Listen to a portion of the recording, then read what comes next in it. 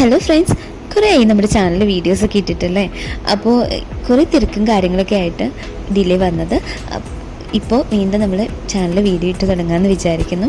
അപ്പോൾ ഇപ്പോൾ ഇടുന്ന വീഡിയോസ് എന്ന് വെച്ചാൽ നമുക്കൊരു ബ്രേക്ക്ഫാസ്റ്റിന് റെസിപ്പിയാണ്.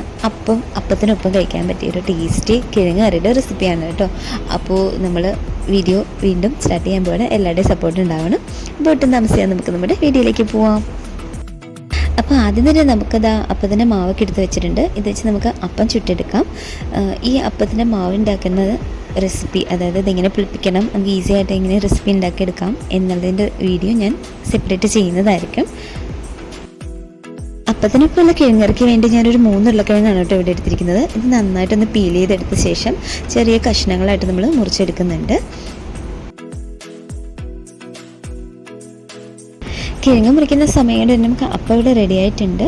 നമുക്കെടുത്ത് പാത്രത്തിലേക്ക് മാറ്റി വെക്കാം.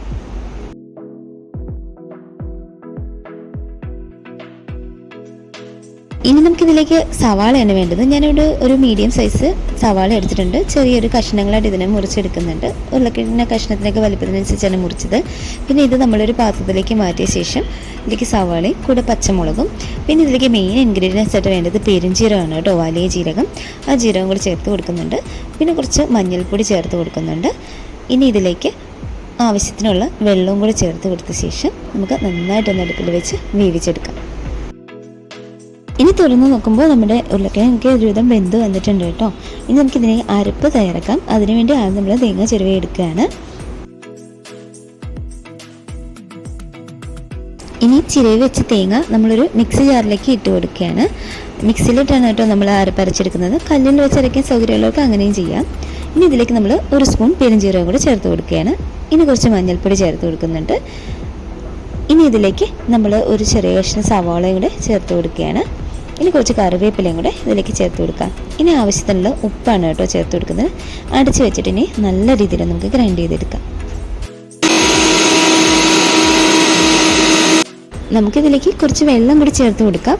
ശേഷം വീണ്ടും അടച്ചു വെച്ച് നന്നായിട്ടൊന്ന് അരച്ചെടുക്കാം. ഇതിപ്പോൾ അരച്ച് കഴിയുമ്പോൾ ഈ ഒരു പരുത്തി നല്ല കുഴമ്പ് രൂപത്തിൽ കിട്ടണം. ഇപ്പോൾ നമ്മുടെ ഉരുളക്കിഴങ്ങ് നന്നായി വെന്ത് നല്ല വെള്ളമൊക്കെ പറ്റി വന്നിട്ടുണ്ട്.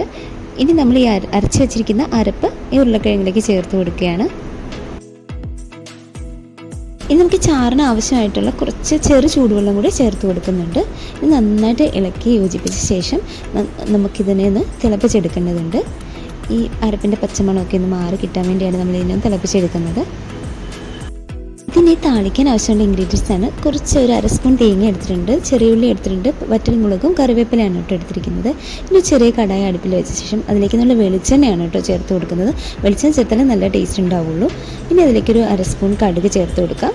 ശേഷം നമ്മൾ അരിഞ്ഞ് വെച്ചിരിക്കുന്ന ചെറിയുള്ളി, പിന്നെ അതിനുശേഷം ഈ 1/2 സ്പൂൺ തേങ്ങ അതൊന്ന് ബ്രൗൺ കളർ ആകുമ്പോൾ അതിലേക്ക് നമ്മൾ വറ്റൽമുളകും കറിവേപ്പിലയും കൂടെ ചേർത്തിട്ട് നന്നായിട്ടൊന്ന് ഫ്രൈ ചെയ്തെടുക്കും.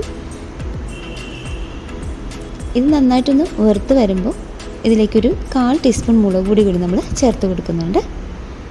ശേഷം ഫ്ലെയിം ഓഫ് ചെയ്തിട്ട് നമുക്കൊന്ന് ഇളക്കിയെടുക്കാം, അല്ലെങ്കിൽ മുളക് പൊടി കരിഞ്ഞു പോകും. ഇനി നമുക്കിതിലേക്ക് ഈ ഉരുളക്കിഴങ്ങിലേക്ക് നമുക്കിതിൽ ചേർത്ത് കൊടുക്കാം.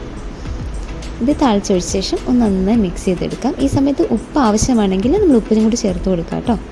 അപ്പോൾ ഇത്രയേ ഉള്ളൂ നമ്മുടെ അപ്പത്തിൻ്റെ കൂടെ കഴിക്കാൻ പറ്റിയ ടേസ്റ്റി ആയിട്ടുള്ളൊരു പൊട്ടറ്റോ കറിയാണ്. വളരെ ടേസ്റ്റിയാണ്. നമ്മൾ ചിലപ്പോൾ 2 അപ്പം കഴിക്കുന്നൊരു 4 അപ്പം വരെ കഴിച്ചു പോകും. അത്രയ്ക്ക് ടേസ്റ്റി ആയിട്ടുള്ളൊരു കറി തന്നെയാണ്. അപ്പോൾ തീർച്ചയായിട്ടും എല്ലാവരും ഒന്ന് ട്രൈ ചെയ്ത് നോക്കിയിട്ട് അഭിപ്രായം പറയണം. അപ്പോൾ നമുക്ക് മറ്റൊരു റെസിപ്പിയായിട്ട് വീണ്ടും കാണാം. Thank you. ബൈ.